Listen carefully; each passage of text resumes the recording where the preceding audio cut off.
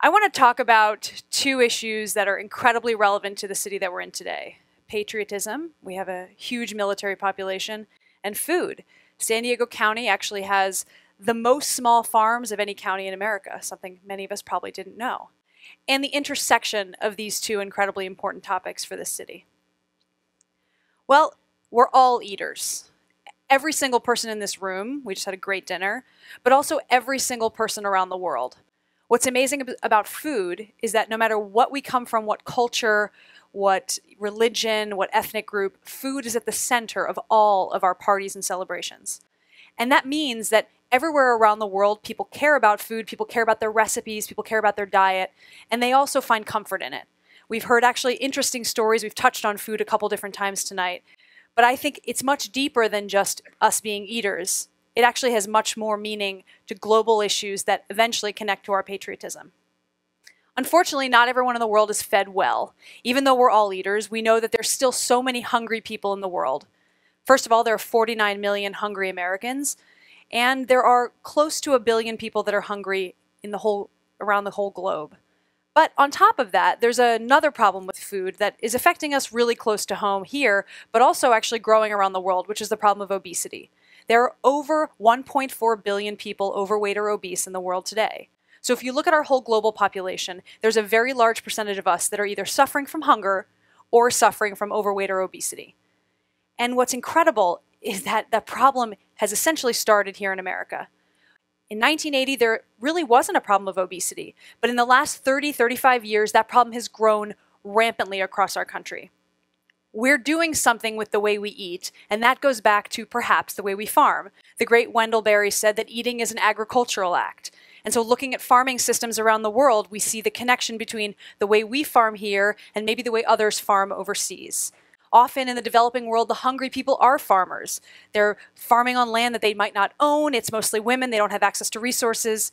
And here in America, we have a very different picture of our agricultural system. What we grow and how we grow it ends up becoming what we eat. We've dramatically increased the size of our farms. We've reduced the number of farmers. We've reduced the amount of money that each farmer makes, and we've changed what they grow. So unlike the small farms here in San Diego that give us our lovely avocados and the citrus fruits that we love, actually most of the farms and most of the farmers that are growing most of our food, they don't look like that. They're not growing those crops. They're growing things like corn and soybeans that are essentially going into our junk food. What's incredible about this system that we've built is that this massive array of junk food doesn't just here for us in America, it's literally available to people in every corner of the planet. And not just in the form of junk food, but in the form of now ethanol to put into our cars, meat that we eat that's artificially cheap, the soda that's ubiquitous and available in more countries than are recognized by the United Nations, and the food that we send overseas. The government has told us from a nutrition perspective that we should fill half of our plate with fruits and vegetables, but that's not what most of our farmers grow.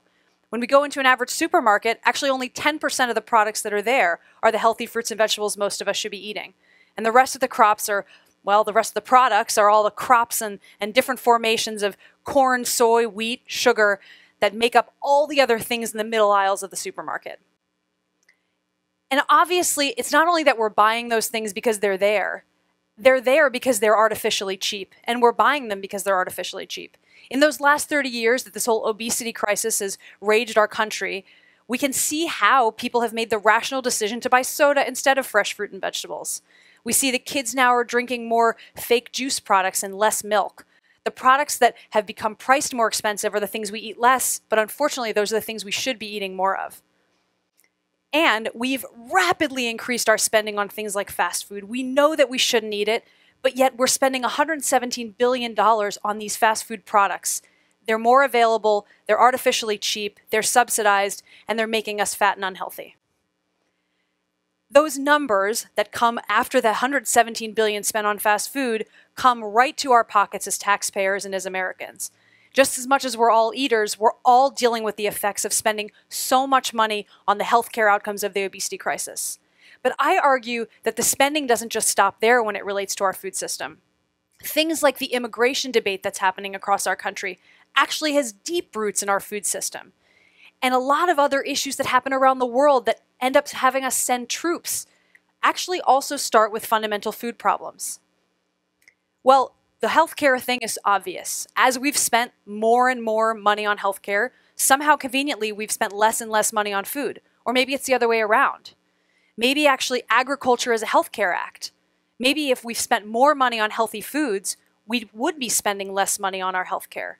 And maybe if we reframe the Farm Bill as something that should be wrapped into our healthcare policies, we'd have a better chance of having the healthier foods more available to us. We know that globally we produce plenty of calories to feed the whole world. But unfortunately, there's 40% food waste, not just here in America, but literally in every corner of the planet.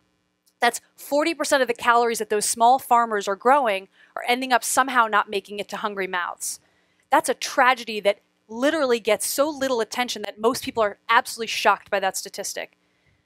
On top of it, there are still so many hungry children sitting in schools like this one in Kenya. And we know that when those kids are hungry, just like us, they eventually become hangry.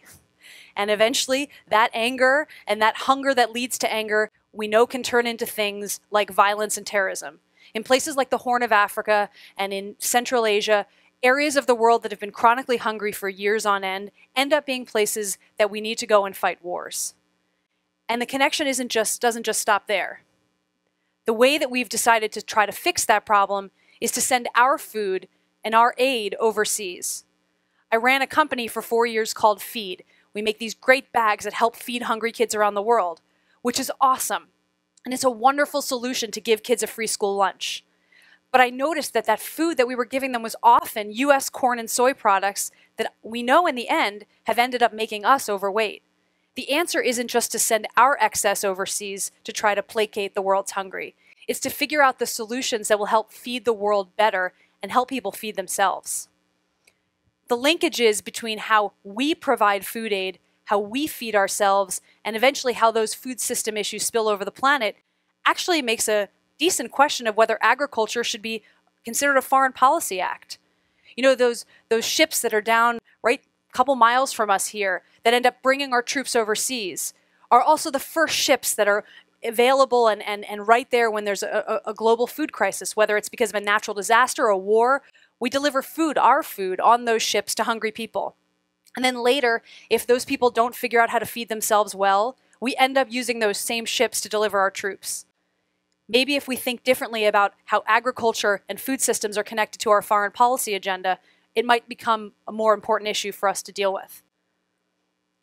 So we, the American eaters, actually have an incredible power with each of our food decisions, not just to affect our own waistlines or whether our clothes fit, but actually to affect an entire array of political and global and capitalist and cultural decisions that are made all around the world.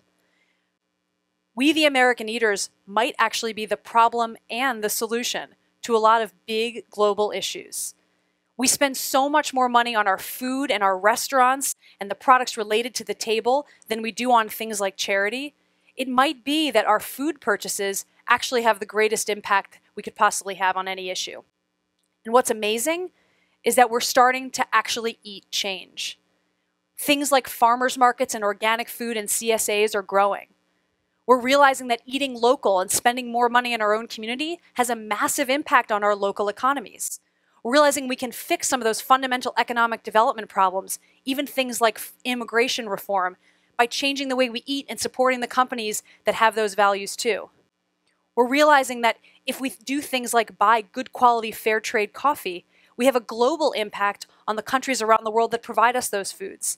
Things like bananas, we actually pay a little bit more, a few more cents, and help keep people on those farms in their own countries instead of being the hungry, angry immigrants when they come to our shores. We know that it's not just a big dream of people that are food policy activists to think that we can change the way we eat. Restaurants are noticing that people want locally sourced food, more sustainable quality meats, and healthier options when they eat out. And maybe, just maybe, the next Apple, the next big idea is going to come in the form of a food system that actually works to feed us all well. Maybe the next innovation is how to bring better quality apples to each of our kitchen tables. So I would argue that a takeaway and the impact that we can all make every single day, at least 3 times a day, is to eat our values, is to realize if we want to make an impact on so many political, global, and even cultural issues, we can start at our kitchen tables. If we change the way we eat, if we understand how cooking is an incredibly powerful tool that we can all use, if we occupy our kitchens instead of trying to occupy public spaces, we might actually have the power to change major global problems that we all want to affect. If we make the simple decision to eat family dinner, we know that in our children's lives, we can reduce their drug use, we can help them get better grades in school, we can have better relationships with them, and all of the positive externalities that come out of those simple tools comes from eating family dinner. We know that eating with other people, no matter where they are in our community, helps strengthen the bonds of community that we all want to improve our own city, our state, and eventually our planet. We actually know that how we live is way more powerful than how we give.